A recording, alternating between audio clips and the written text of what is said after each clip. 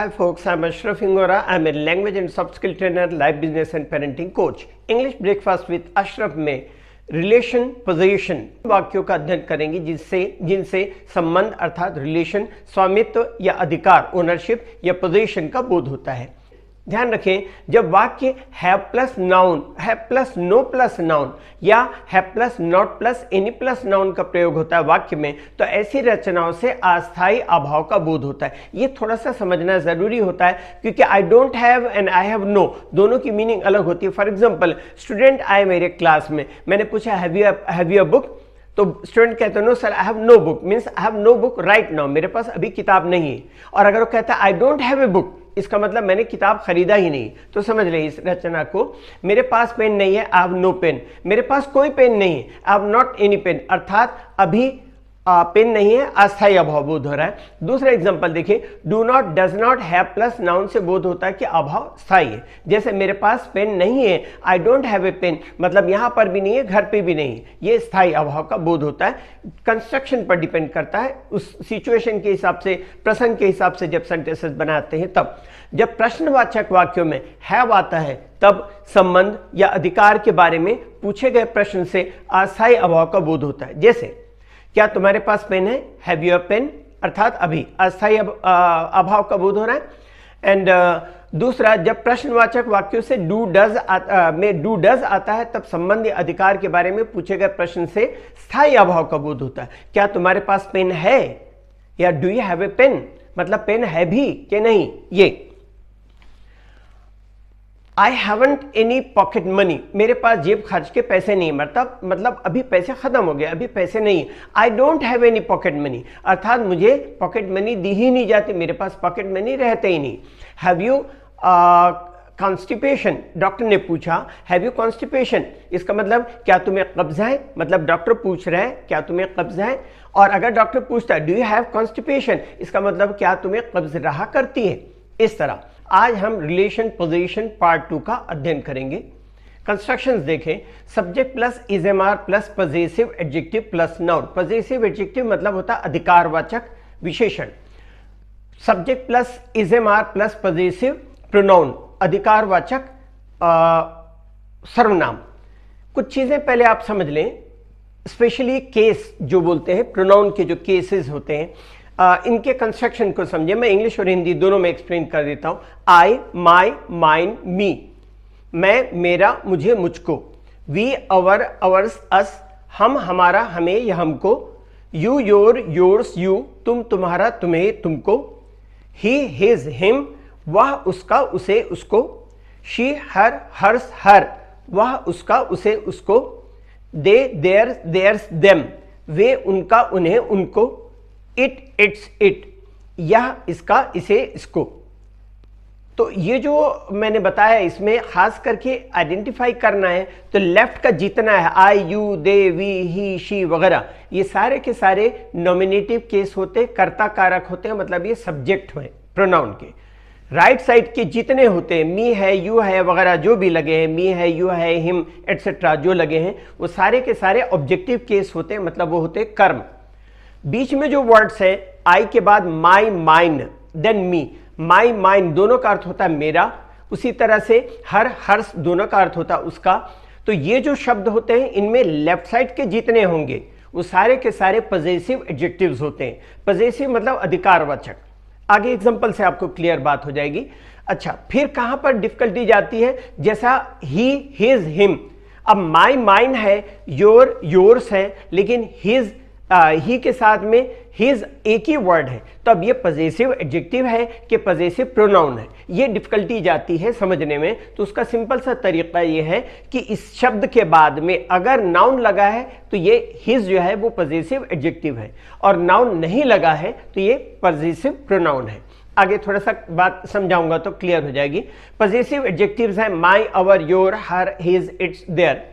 Possessive pronoun है mine, yours, ours, hers, his, its, theirs. इस तरह दिस इज माई पेन, यह मेरी पेन है। पेन नाउन है, उसके पहले माई लगा है तो अधिकारवाचक विशेषण है, ये पजेसिव एडजेक्टिव है। दिस पेन इज माइन, यह कलम मेरी है, पहले में यह मेरी कलम है, दूसरे में यह कलम मेरी है। दीज आर योर बुक्स, ये तुम्हारी किताबें हैं। दीज बुक्स आर योर्स, ये किताबें तुम्हारी हैं। तो योर बुक्स में योर एडजेक्टिव है पजेसिव, और दीज बुक्स आर योर्स में योर्स जो है पजेसिव प्रोनाउन है। ऐसे वाक्यों को ऑफ प्लस पजेसिव प्रोनाउन द्वारा भी व्यक्त किया जा सकता है। एग्जाम्पल से समझेंगे, पहले फॉर्मूला समझ ले।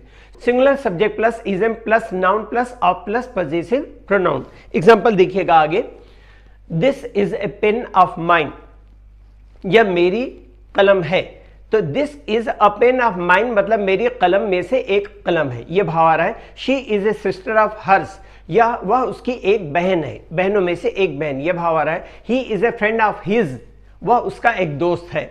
तो यहां पर ध्यान रखना है जिस चीज को वो बताने जा रहा हूं, ऐसी रचनाओं में व्यक्ति या वस्तुओं में से एक का बोध होता है, अतः इनका प्रयोग भाइयों में, बहनों में और रिश्तेदारों में एक के लिए किया जा सकता है, लेकिन एक ही व्यक्ति का बोध होने पर माता, पिता, पत्नी आदि के लिए ऐसी रचनाओं का इस्तेमाल न करें।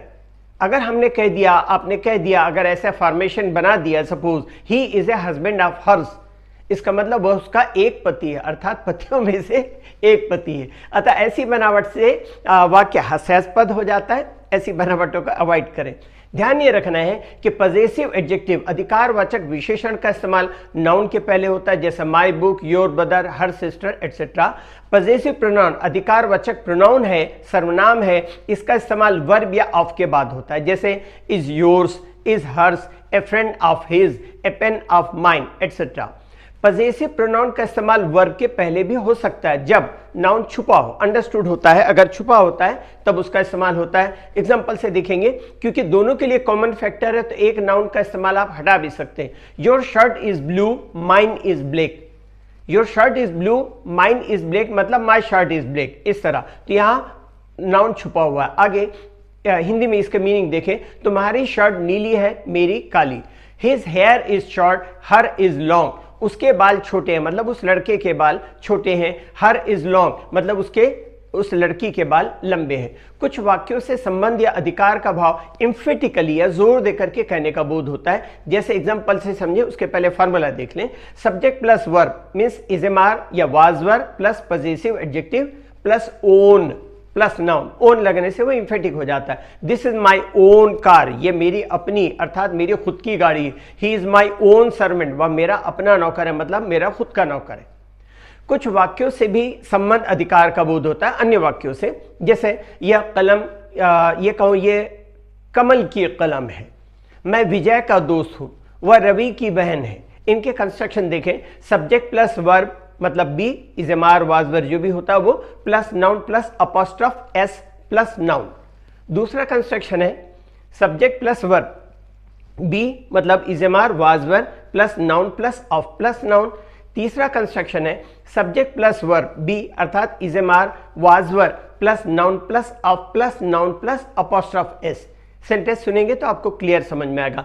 दिस इज कमल्स पेन, यह कलम, यह कमल की कलम है, कमल के बाद अपॉस्ट्रोफ एस लगा। This is a pen of Kamal, यह कमल की एक कलम है। This is a pen of Kamal's, Kamal के बाद अपॉस्ट्रोफ और एस लगा, ये भी सेंटेंस ठीक है। कमल से एक से ज्यादा कमल नहीं है बल्कि अपॉस्ट्रोफ लगा हुआ है।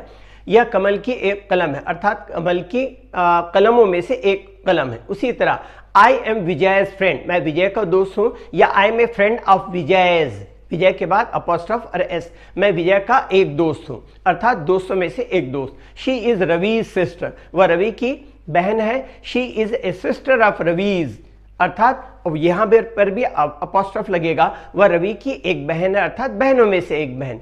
इसलिए सिर्फ एक व्यक्ति का बोध होने पर noun plus of plus noun plus apostrophe s का इस्तेमाल इस तरह ना करें जैसा father of Ravi's, mother of Vijay's, मतलब रवि के पिताओं में से पिता, विजय की माताओं में से माता। ऐसे सेंटेंस नहीं बनाना चाहिए, अगर ग्रामेटिकली ध्यान रहे तो ऐसे सेंटेंस नहीं बनेंगे। चलिए, निर्जीव वस्तुओं के साथ व्यक्ति या वस्तु का संबंध इस तरह व्यक्त किया जा सकता है। मैं आपको फॉर्मूला बता दूं पहले।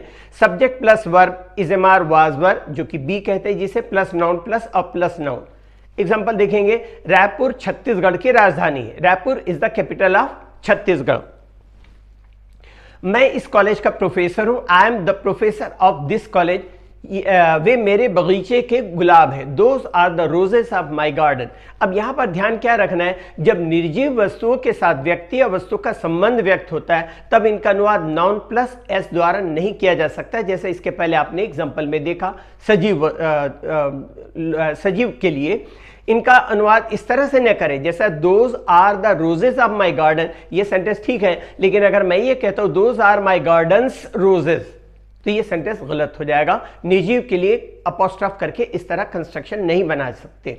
कुछ वाक्यों की बनावट इस तरह होती है, देखिएगा एग्जांपल से, plural subject plus plural verb plus each other या वन अनदर। जैसे वे एक दूसरे को प्यार करते हैं, दे लव वन अनदर। वे एक दूसरे से नफरत करते हैं, they hate each other. English के लिए आप मेरे channel English breakfast with Ashraf and soft skill के लिए Ashraf the mover and shaker को लाइक शेयर एंड सब्सक्राइब करें, कमेंट सेक्शन में कमेंट करें, बेल आइकॉन प्रेस करें और चमत्कार देखना चाहते हैं तो मेरी बुक जरूर पढ़ें। Thanks for watching.